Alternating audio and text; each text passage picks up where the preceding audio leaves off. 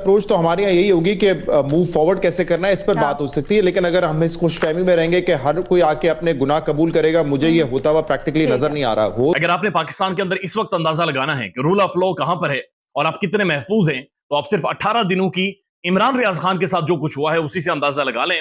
तो तब कोई भी फौजी अपने खानदान की परवाह नहीं करता, वो महाज पे चला जाता है, और यही मुश्किल वक्त है जिसमें आपके साथ खड़े होने की जरूरत है। मुल्क के अंदर बोलना कितना बड़ा जुर्म है और ये कितना ज्यादा महफूज मुल्क है। अरशद शरीफ मार दिया गया और एंकर इमरान रियाज खान गायब है, 18 दिन हो गए हैं। और आप मुस्लिम लीग नून के लीडर्स को सुन रहे होंगे, उन्होंने कहा कि मुश्किल वक्त में हमने अपने लीडर को नहीं छोड़ा। जाहिर है कि अभी जब तक मैं वीडियो रिकॉर्ड कर रहा हूं, अभी तक कम से कम वो पकड़े नहीं गए, लेकिन पुलिस पहुंची हुई है। कोई भी शख्स जो इस वक्त इमरान खान की सिर्फ सपोर्ट भी करेगा या अपने मुंह से इतना निकाल देगा कि मैंने इमरान खान को वोट देना है अगले इलेक्शन में, इस वक्त वो भी रियासत मुखालिफ समझा जाएगा। इस कदर बड़ा क्रैकडाउन हो रहा है। लेकिन जो बात ये नहीं समझ पा रहे वो ये है कि ये मुल्क की 80% आबादी है जिसके खिलाफ आप क्रैकडाउन कर रहे हैं, और दुनिया की तारीख में कभी ऐसा नहीं हुआ कि आप अपनी आबादी की अक्सरियत को ज्यादा देर तक दबा लें। इसलिए सूरत हाल क्या है मैं आपको बताता हूं। इमरान रियाज खान साहब अब तक बाजियाब नहीं हो रहे। परेशानी की बात यह है कि MI और ISI के हवाले से भी बयान दे दिया गया पुलिस की तरफ से कि उनके पास नहीं है, उन्होंने इनकार कर दिया है। तो इस हवाले से मैं ज्यादा बात नहीं करना चाहता। किसी ने मुझे कोई 8 से 4-5 दिन पहले कुछ बताने की कोशिश की थी, लेकिन मैं कोई ऐसी बात करके या जिक्र करके कुछ ऐसा नहीं चाहता कि जिससे कोई नुकसान हो। लेकिन ये चीज फिर भी परेशानी का बायस है कि अगर एजेंसीज ने भी इनकार कर दिया कि वो हमारे पास नहीं है, तो फिर कौन इतना ताकतवर है जिसने इमरान रियाज खान को पकड़ा हुआ है, और अदालत भी बाजियाब कराने में बेचारगी दिखा रही है, बेबसी का मुजाहरा कर रही है। तो सबसे पहले तो यह है कि मुतालबा होना चाहिए सबका कि इमरान रियाज खान जल्द से जल्द बाहर आए। मुझे ऐसे लगता है कि इमरान रियाज खान से भी यही मुतालबा होगा जो सबसे किया जा रहा है कि बाहर आओ, माफी मांगो। इमरान खान के बयानिए से या जो भी हकीकी आज़ादी और सो कॉल्ड बातें हैं और ये जो एस्टेब्लिशमेंट का सियासत में किरदार है, इस पर बात करनी छोड़ दो, तो फिर शायद निकाल दिया जाए। शायद कुछ ऐसी डिमांड्स रख रहे होंगे कि जो बंदा नहीं मानता फिर जाहिर है कि उसको नहीं किया जाता, जो मान जाते हैं उनको फौरन प्रेस कॉन्फ्रेंस करवा के रियायत दे दी जाती है। तो इस वक्त पाकिस्तान में कोई कानून नहीं। आप देखें कि ये शोहदा के खून को किस तरह बेच रहे हैं। ये मुकदमा बनाते हैं, पकड़ते हैं, अंदर धमकी देते हैं कि आपको भी इस केस में अंदर डाल देंगे।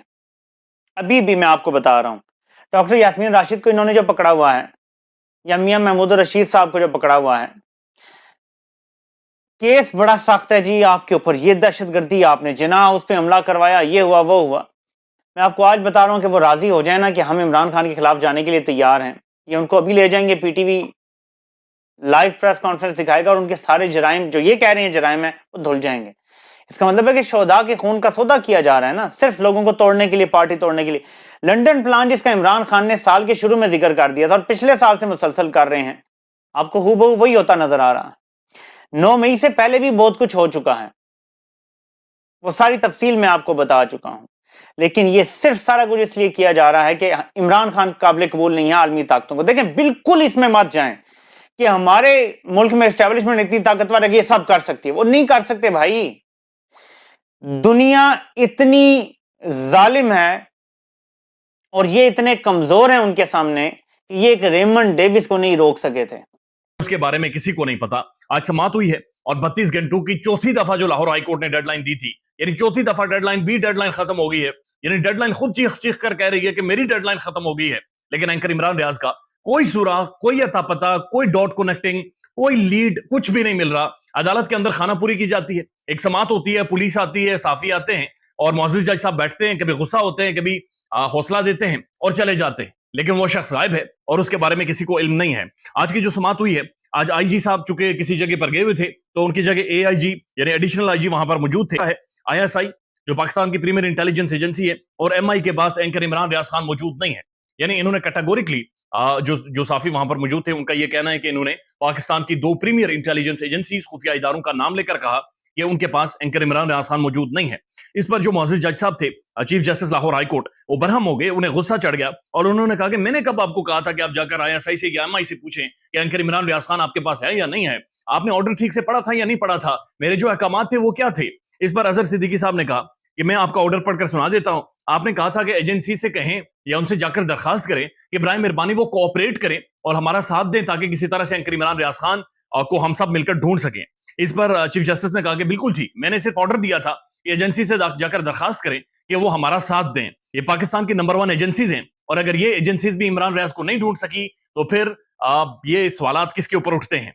उसके बाद उन्होंने पूछा कि आईजी किधर है, तो उन्होंने कहा, जो एआईजी थे उन्होंने कहा जी आईजी साहब गुजरांवाला हैं, वहां पर शोधा के हवाले से कोई कॉन्फ्रेंस है और वहां पर शिरकत करने के लिए गए हुए हैं। जी, मुश्किल वक्त में उनके लीडर उनको छोड़ के लंदन चले गए थे और उससे पहले सऊदी अरब चले गए थे। तो उन्होंने मुस्लिम लीग के लीडर जो हैं वो माशाल्लाह खुद इतने जीरक हैं, उन्होंने ये मौका ही नहीं दिया कि कोई मुझे छोड़े। वो खुद ही माशाल्लाह इतनी वो जहमत में और इतना इम्तिहान में वो डालते वो कहते हैं पिछली बार जब मैं जलावतन हुआ उससे पहले नारा लगाते थे कदम बढ़ाओ नवाज शरीफ हम तुम्हारे साथ है, मैंने मुड़ के देखा तो कोई नहीं था साथ, भाप गए थे मियां साहब। हाँ नहीं, वो तो ये भी कहते हैं ना कि उन्होंने मियां साहब ने सबको बुला के कमरे की लाइट ऑफ की और कहा कि जिसने मुझे छोड़ना है वो छोड़ के चला जाए।